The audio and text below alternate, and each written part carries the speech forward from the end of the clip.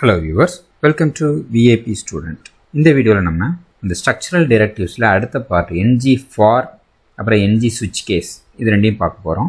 ngIf already previous வீடியோவில் explain பண்ணியிருக்கிறேன், அதையும் பார்த்துக்கோங்க. நம்ம லாஸ்ட் வீடியோவில் ngIf வச்சு நல்லா சாம்பிள்ஸ்லாம் போட்டு பார்த்துருப்போம். ஹோம்ஒர்க்லாம் நீங்களும் பண்ணியிருப்பீங்கன்னு நினைக்கிறேன். ஸோ இப்போ நம்ம புக்ஸ் அப்படிங்கிற ஒரு வேரியபிள் நமக்கு நிறைய புக்ஸ் இருக்குது. இப்போ இதில் ngFor எப்படி போடலான்னு பார்ப்போம். ஸோ நம்மளுக்கு புக்ஸ் வேல்யூ ட்ரூவாக இருந்துச்சுன்னா இந்த ஃபங்க்ஷனாலிட்டி ஒர்க் ஆகும், அதாவது தென் உள்ளது ஒர்க் ஆகும், புக் அவைலபிள் அப்படின்னு. ஓகேவா? ஸோ இதில் என்ன பண்ணுறோம், நம்ம எல்ஸ் நோ புக் அவைலபிள்ங்கிற இந்த ஃபங்க்ஷனாலிட்டி ஒர்க் ஆகும். நம்ம இந்த டெம்ப்ளேட்டுக்குள்ளேயே நிறையா எழுதலாம். ஸோ இப்போ நான் இதை ரிமூவ் பண்ணிவிட்டு இப்போ என்ன பண்ணுறேன், div ஒன்று போடுறேன். ஸ்டார் ngFor எஃப் கேபிட்டலில் போட்டுக்கோங்க, ஈக்குவல் டு டபுள் கோட்ஸ்குள்ளே லெட் obj ஆஃப் புக்ஸ் அப்படின்னு போடுறேன். div முடிஞ்சுது. இப்போ இந்த லைன் என்ன சொல்லுது அப்படின்னா, லெட் obj, அது ஒரு ஆப்ஜெக்ட், எனக்கு இந்த புக்ஸுங்கிற வேரியபிள் ஒரு அரே, இதுக்குள்ளே இருக்கிறது ஒவ்வொன்றும் ஒரு ஆப்ஜெக்ட், அதனால் நான் objன்னு இங்கே போட்டிருக்கிறேன். ஓகே, இதுதான் சின்டாக்ஸு. இப்போ என்ன பண்ணுறேன், இங்கே ஒரு div போடுறேன். அந்த obj டாட் புக் நேம் இந்த இருக்குது பார்த்தீங்களா, அந்த புக் நேம்ங்கிறது இதை எடுத்து காப்பி பண்ணி இங்கே போட்டுருங்க. ஸோ இதுதான் ஃபார் லூப் முடிஞ்சுது. அதாவது இந்த புக்ஸுக்குள்ளே எத்தனை இருக்கோ அவ்வளோ இடத்துலையும் லூப்பில் சுற்றிட்டு இந்த objங்கிற வேல்யூவை பிரிண்ட் பண்ணிக்கிட்டே இருக்கும். ஓகே, இப்போ நான் சேவ் பண்ணிட்டு உங்களுக்கு காமிச்சேன்னா இந்த பாருங்கள் வந்துருச்சு பாருங்கள், ஒவ்வொரு புக்காக வந்துடும். பொன்னியின் செல்வன், காசும் பிறப்பும், உடையார். ஸோ இப்படி நான் ஒரு 10 புக்கு வச்சுருக்கிறேன், அது இங்கே லூப்பில் வந்துடும். ஸோ நம்ம நார்மலாக MVC C# எழுதணும் அப்படின்னா HTMLலே ஃபார் லூப்லாம் எழுதியிருப்போம், பார்த்துருப்பீங்க, பர்சன்டேஜ்லாம் போட்டு எழுதியிருப்போம். அதுக்கு பதிலாக இங்கே நம்ம அந்த டிவ்வுக்குள்ளேயே கொடுத்துடலாம். ngForங்கிறது ஸ்ட்ரக்சரல் டிரெக்டிவ்ஸ். ஓகேவா?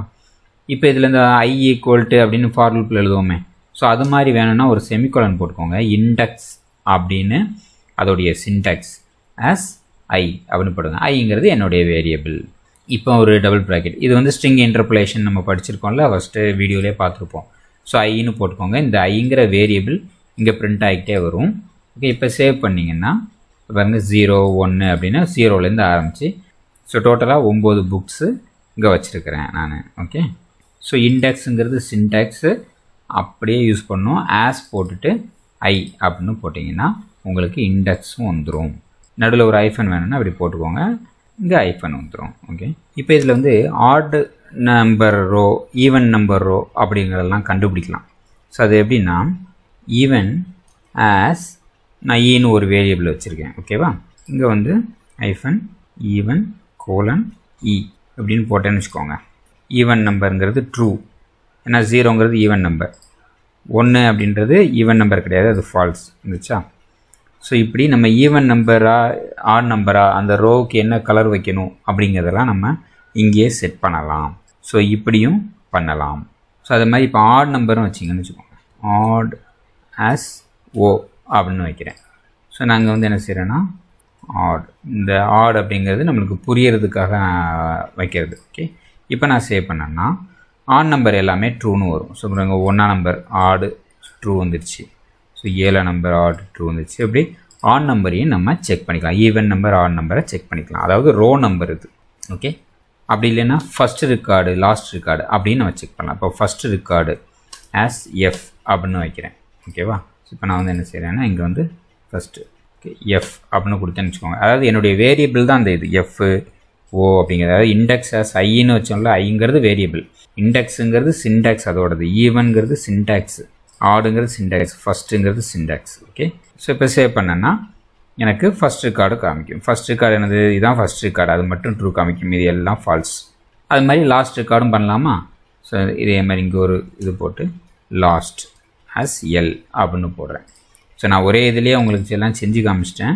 இதை மாதிரி நீங்களும் ஒரு தடவை ஹோம்ஒர்க் மாதிரி செஞ்சு பார்த்துக்கோங்க. அதாவது ஹேண்ட்ஸ் ஆன் எக்ஸ்பீரியன்ஸ் வேணும்னு சொல்லுவாங்கள்ல, அதுக்காக செஞ்சு பார்த்தே ஆகணும், வேறு வழி இல்லை. இப்போ லாஸ்ட் அப்படின்னா எல் அப்படின்னு இதையும் சேவ் பண்ணுறேன். நீங்கள் சேவ் பண்ணால் ஆட்டோமேட்டிக்காக ரன் ஆகும், ஏன்னா நான் ரன்னிங்கில் தான் வச்சுருக்கிறேன், அதனால் ஆட்டோமேட்டிக்காக ரன் ஆகிடும். நீங்கள் இங்கே மட்டும் போய் பார்த்தா போதும். ஸோ லாஸ்ட் கார்டு மட்டும் ட்ரூன்னு இருக்கும், மீதி எல்லாம் ஃபால்ஸ் இருக்கும்.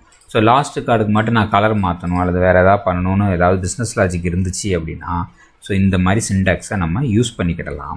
இப்போ அடுத்து நம்ம ஸ்விட்ச் கேஸ் எப்படி நம்ம யூஸ் பண்ண போகிறோம் அப்படிங்கிறத பார்க்க போகிறோம். ஓகே, இந்த ஃபார் லூப்புக்குள்ளே நான் என்ன பண்ணுறேன் அப்படின்னா ngSwitch அப்படின்னு எழுதுறேன். யூஸ்வலாக ஸ்விட்ச் கேஸ் எழுதும்போது ஃபஸ்ட்டு வந்து சுவிட்சுன்னு போட்டு அந்த எக்ஸ்பிரஷன் எழுதுவோம். அதுக்கப்புறம் இந்த எக்ஸ்பிரஷனுக்கு உள்ளே தான் கேஸ் 1 கேஸ் 2ன்னு ஒவ்வொரு கண்டிஷனாக எழுதுவோம்ல. ஸோ அதே தான். இப்போ நான் அந்த டிவ்வுக்கு ஒரு ஸ்கொயர் ப்ராக்கெட் போடுறேன். அதாவது இது ஒரு அட்ரிபியூட்டாக இருக்கும்.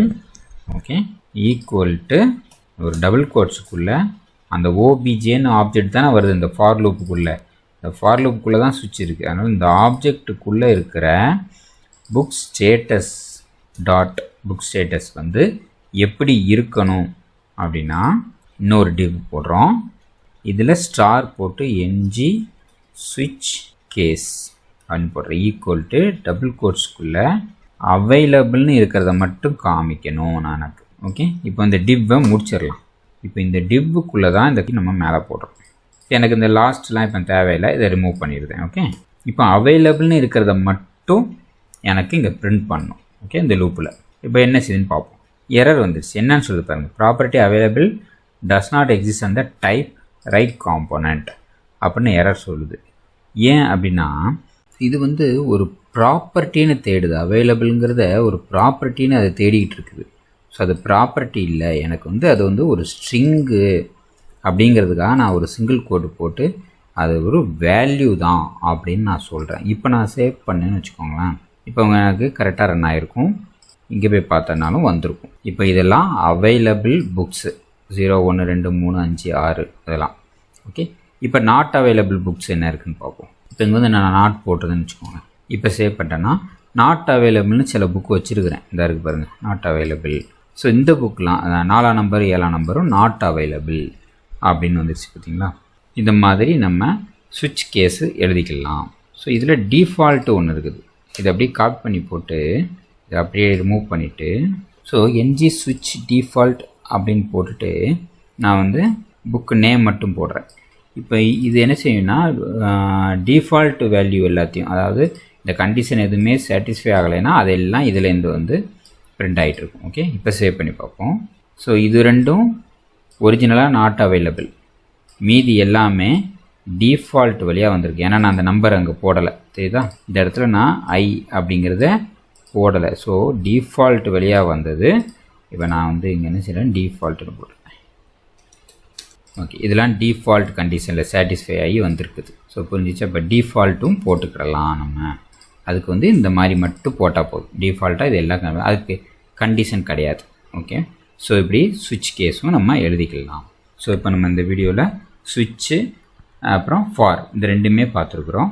இதுக்கு அடுத்து 5 ஸ்டைலும் கிளாஸும் இதே எக்ஸாம்பிளில் வச்சு பார்த்துடலாம். இதை ஒரு தடவை நீங்கள் ட்ரை பண்ணி பாருங்கள். இந்த மாதிரி ஒரு சாம்பிளை நான் உங்களுக்கு டிஸ்கிரிப்ஷனில் கொடுத்துருந்தேன். ஸோ இதை வச்சு நீங்கள் சும்மா ப்ராக்டிஸ் பண்ணி பாருங்கள். Thank you viewers.